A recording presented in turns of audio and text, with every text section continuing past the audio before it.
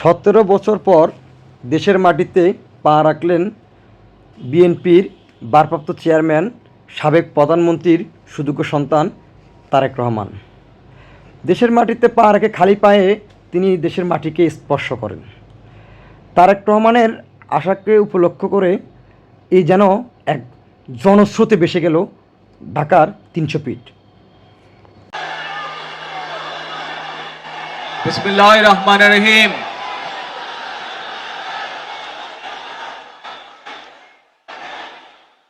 প্রিয় বাংলাদেশ,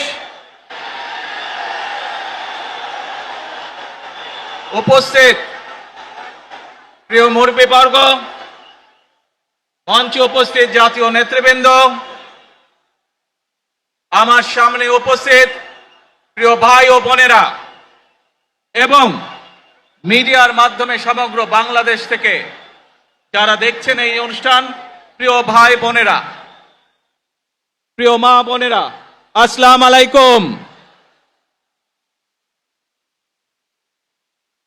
প্রিয় ভাই বোনেরা, আজ প্রথমেই আমি রাব্বুল আলামিনের দরবারে হাজারো লক্ষ কোটি শুকরিয়া জানাতে চাই। রাব্বুল আলামিনের অশেষ রহমতে আজ আমি আমার প্রিয় মাতৃভূমিতে ফিরে আসতে পেরেছি আপনাদের দোয়ায়, আপনাদের মাঝে। প্রিয় ভাই বোনেরা,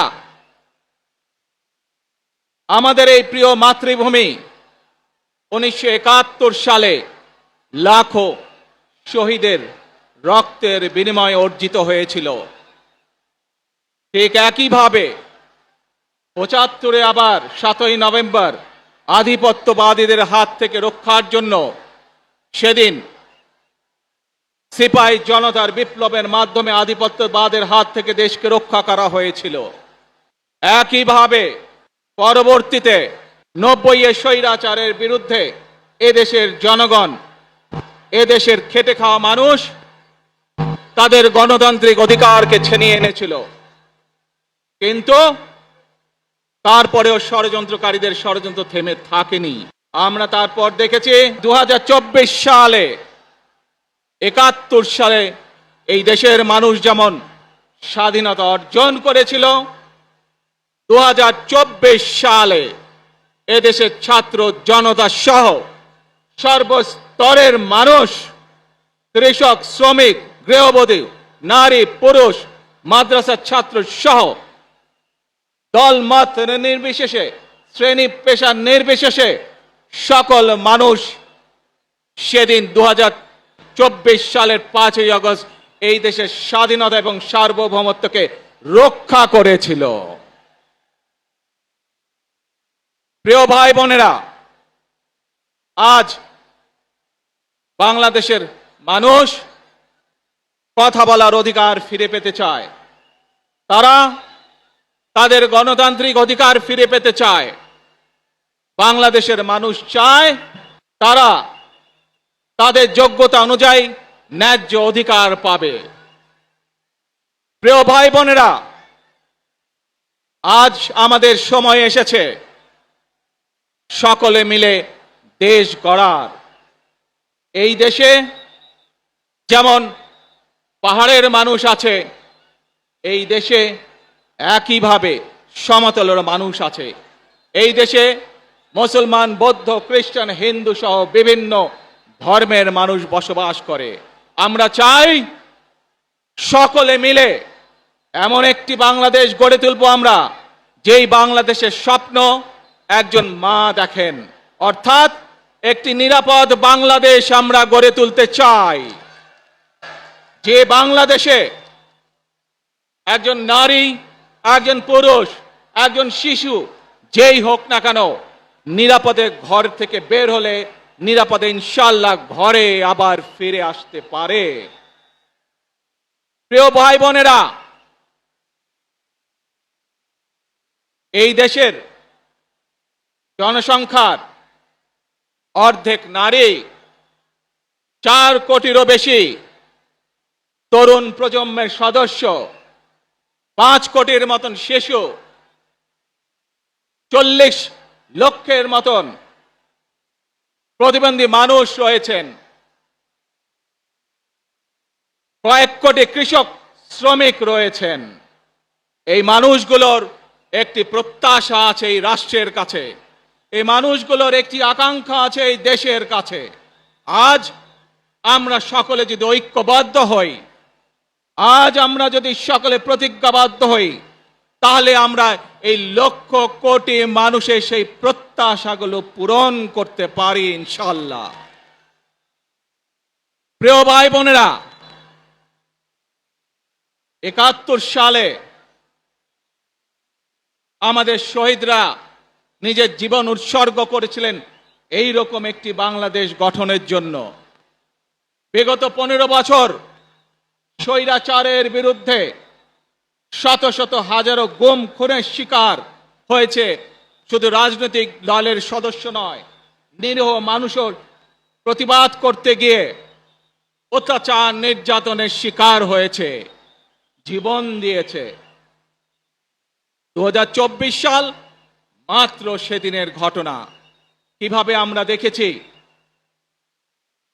আমাদের তরুণ প্রজন্মের সদস্যরা কিভাবে নিজের জীবন উৎসর্গ করেছে দেশের এই স্বাধীনতা এবং সার্বভৌমত্বকে রক্ষা করার জন্য।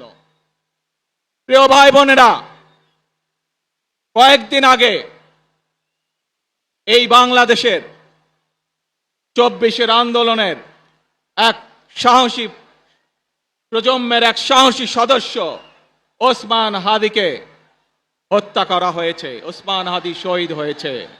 প্রিয় ভাই বোনেরা, ওসমান হাদি চেয়েছিল এই দেশের মানুষের জন্য গণতন্ত্র প্রতিষ্ঠিত হোক, এই দেশের মানুষের গণতান্ত্রিক অধিকার প্রতিষ্ঠিত হোক, এই দেশের মানুষ তাদের গণতান্ত্রিক এবং অর্থনৈতিক অধিকার ফিরে পাক। আজ ২৪ আন্দোলনে যারা শহীদ হয়েছেন, ওসমান হাদি সহ ৭১ যারা শহীদ হয়েছেন, বিগত স্বৈরাচারের সময় বিভিন্নভাবে খুন গুমের শিকার হয়েছেন, এই মানুষগুলোর রক্তের ঋণ যদি শোধ করতে হয়, আসুন আমরা আমাদের সেই প্রত্যাশিত বাংলাদেশ গড়ে তুলব, যেখানে আমরা সকলে মিলে কাজ করব, যেখানে আমরা সকলে মিলে আমাদের প্রত্যাশিত বাংলাদেশকে গড়ে তুলব। প্রিয় ভাই বোনেরা, বিভিন্ন আধিপত্যবাদ শক্তির গুপ্তচরেরা বিভিন্নভাবে ষড়যন্ত্রে এখনই লিপ্ত রয়েছে। আমাদেরকে ধৈর্যশীল হতে হবে, আমাদেরকে ধৈর্য ধারণ করতে হবে। বিশেষ করে তরুণ প্রজন্মের যে সদস্যরা আছেন, আপনারাই আগামী দিন দেশকে নেতৃত্ব দিবেন, দেশকে গড়ে তুলবেন। এই দায়িত্ব তরুণ প্রজন্মের সদস্যদেরকে আজ গ্রহণ করতে হবে, যাতে করে এই দেশকে আমরা সুন্দরভাবে গড়ে তুলতে পারি। শক্ত ভিত্তির উপরে গণতান্ত্রিক ভিত্তি, শক্তিশালী অর্থনৈতিক ভিত্তির উপরে যাতে এই দেশকে আমরা গড়ে তুলতে পারি। প্রিয় ভাই বোনেরা, আমার সাথে আজকে মঞ্চে এখানে বহু জাতীয় নেতৃবৃন্দ বসে আছেন। আসুন আজকে আমরা দুহাত তুলে আল্লাহর দরবারে দোয়া করি, আল্লাহর রহমত আমরা চাই। যে সকল জাতীয় নেতৃবৃন্দ এই মঞ্চে আছেন, মঞ্চের বাইরে যে সকল জাতীয় আরো নেতৃবৃন্দ আছেন, আমরা সকলে মিলে এই দেশকে নেতৃত্ব দিয়ে আমাদের বাংলাদেশের জনগণের প্রত্যাশিত সেই বাংলাদেশকে আমরা গড়ে তুলতে চাই। আমাদেরকে যে কোনো মূল্যে আমাদেরকে এই দেশের শান্তি শৃঙ্খলা রক্ষা করতে হবে। যে কোনো উস্কানির মুখে আমাদেরকে ধীর শান্ত থাকতে হবে। প্রিয় ভাই বোনেরা, আমরা দেশের শান্তি চাই, আমরা দেশের শান্তি চাই, আমরা দেশের শান্তি চাই। প্রিয় ভাই বোনেরা, মার্টিন লুথার কিং নাম শুনেছেন না আপনারা? নাম শুনেছেন তো আপনারা? মার্টিন লুথার কিং, তার একটি বিখ্যাত ডায়লগ আছে, আই হ্যাভ এ ড্রিম। আজ এই বাংলাদেশের মাটিতে দাঁড়িয়ে আপনাদের সকলের সামনে আমি বলতে চাই, বাংলাদেশ জাতীয়তাবাদী দলের একজন সদস্য হিসাবে আপনাদের সামনে আমি বলতে চাই, I have a plan for the people of my country, for my country. আজ এই পরিকল্পনা দেশের মানুষের স্বার্থে, দেশের উন্নয়নের জন্য, দেশের মানুষের ভাগ্যের পরিবর্তনের জন্য যদি সেই প্ল্যান, সেই কার্যক্রম, সেই পরিকল্পনাকে বাস্তবায়ন করতে হয়, প্রিয় ভাই বোনেরা, এই জনসমুদ্রে যত মানুষ উপস্থিত আছেন, এই সারা বাংলাদেশে গণতন্ত্রের শক্তি যত মানুষ উপস্থিত আছেন, প্রত্যেকটি মানুষের সহযোগিতা আমার লাগবে। প্রত্যেকটি মানুষের সহযোগিতা আমাদের লাগবে। আপনারা যদি আমাদের পাশে থাকেন, আপনারা যদি আমাদেরকে সহযোগিতা করেন, ইনশাআল্লাহ আমরা আই হ্যাভ এ প্ল্যান বাস্তবায়ন করতে সক্ষম হব। আসুন আমরা আল্লাহ রব্বুল আলামিনের দরবারে হাত তুলে প্রার্থনা করি, আমরা জানো হে রব্বুল আলামিন, হে একমাত্র মালিক, হে একমাত্র পরওয়ারদিগার, হে একমাত্র রহমত দানকারী, হে একমাত্র সাহায্যকারী, আজ আপনি যদি আমাদেরকে রহমত দেন, তাহলে আমরা এই দেশের মানুষ কঠোর পরিশ্রম করার মাধ্যমে আমাদের প্রত্যাশিত বাংলাদেশকে গড়ে তুলতে পারবো। আজ যদি আল্লাহর রহমত এই দেশ এবং এই দেশের মানুষের পক্ষে থাকে, আল্লাহর সাহায্য, আল্লাহর দয়া এই দেশের মানুষের উপরে, এই দেশের উপরে থাকে, ইনশাআল্লাহ আমরা আমাদের প্রত্যাশিত বাংলাদেশ গড়ে তুলতে সক্ষম হব। প্রিয় ভাই বোনেরা, আজ আসুন আমরা সকলে মিলে প্রতিজ্ঞা করি, আমরা সকলে মিলে প্রতিজ্ঞা করি যে ইনশাআল্লাহ আগামী দিনে দেশ পরিচালনার দায়িত্বে যারা আসবে, আমরা সকলে নবী করিম সাল্লাল্লাহু আলাইহি সাল্লামের যে ন্যায়পরায়ণতা, সেই ন্যায়পরায়ণতার আলোকে আমরা দেশ পরিচালনার সর্বোচ্চ চেষ্টা করব। প্রিয় ভাই বোনেরা, আজ আপনারা জানেন এখান থেকে আমি আমার মা দেশনেত্রী খালেদা জিয়ার কাছে যাব। একটি মানুষ, যে মানুষটি এই দেশের মাটি, এই দেশের মানুষকে নিজের জীবনের থেকেও বেশি ভালোবেসেছেন, তার সাথে কি হয়েছে আপনারা প্রত্যেকটি মানুষ সে সম্পর্কে অবগত আছেন।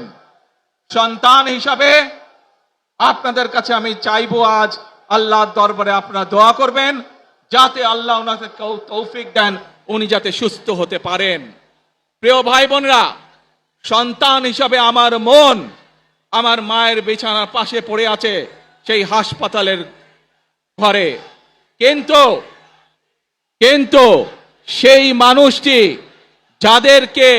যাদের জন্য জীবনকে উৎসর্গ করেছে, অর্থাৎ আপনারা এই মানুষগুলোকে, যাদের জন্য দেশনেত্রী খালেদা জিয়া জীবন উৎসর্গ করেছেন নিজের জীবন, সেই মানুষগুলোকে আমি কোনোভাবেই ফেলে যেতে পারি না। এবং সেজন্যই আজ হাসপাতালে যাবার আগে আপনাদের প্রতি সহ টেলিভিশনগুলোর মাধ্যমে যারা সমগ্র বাংলাদেশে আমাকে দেখছেন, আপনাদের সকলের কাছে কৃতজ্ঞতা প্রকাশ করার জন্য আজ আমি এখানে দাঁড়িয়েছি আপনাদের সামনে। প্রিয় ভাই বোনেরা, আসুন আমাদেরকে আজকে নিশ্চিত করতে হবে, আমরা যে ধর্মের মানুষ হই, আমরা যে শ্রেণীর মানুষ হই, আমরা যে দলেরই রাজনৈতিক দলের সদস্য হই অথবা একজন নির্দলীয় ব্যক্তি হই, আমাদেরকে নিশ্চিত করতে হবে যে কোনো মূল্যে আমরা আমাদের এই দেশের শান্তি শৃঙ্খলাকে ধরে রাখতে হবে। যে কোনো মূল্যে যে কোনো বিশৃঙ্খলাকে পরিত্যাগ করতে হবে। যে কোনো মূল্যে আমাদেরকে নিশ্চিত করতে হবে যাতে মানুষ নিরাপদ থাকতে পারে। শিশু হোক, নারী হোক পুরুষ হোক, যে কোনো বয়স, যে কোনো শ্রেণী, যে কোনো পেশা, যে কোনো ধর্মের মানুষ যেন নিরাপদ থাকে, এই হোক আমাদের চাওয়া আজকে। প্রিয় ভাই বোনেরা, আসুন, প্রিয় ভাই বোনেরা, সবাই মিলে আজ আমরা প্রতিজ্ঞাবদ্ধ হই, সবাই মিলে করব কাজ। কে জোরে আরো, সবাই মিলে করব কাজ, করব মোদের বাংলাদেশ। ইনশাআল্লাহ আপনাদের সকলের কাছে দোয়া আছে, আবারও সকলকে যে কোনো মূল্যে দেশে শান্তি শৃঙ্খলা রক্ষার আহ্বান জানিয়ে যে কোনো বিশৃঙ্খলাকে পরিহার করে ধৈর্যের সাথে মোকাবেলা করার আহ্বান জানিয়ে আমার বক্তব্য শেষ করছি। আবারও আপনাদের কাছে কৃতজ্ঞতা প্রকাশ করছি আজকে আমাকে এইভাবে বরণ করে নেওয়ার জন্য। আল্লাহ হাফেজ। বাংলাদেশ জিন্দাবাদ, বাংলাদেশ জাতীয়তাবাদী দল জিন্দাবাদ। আসসালামু আলাইকুম।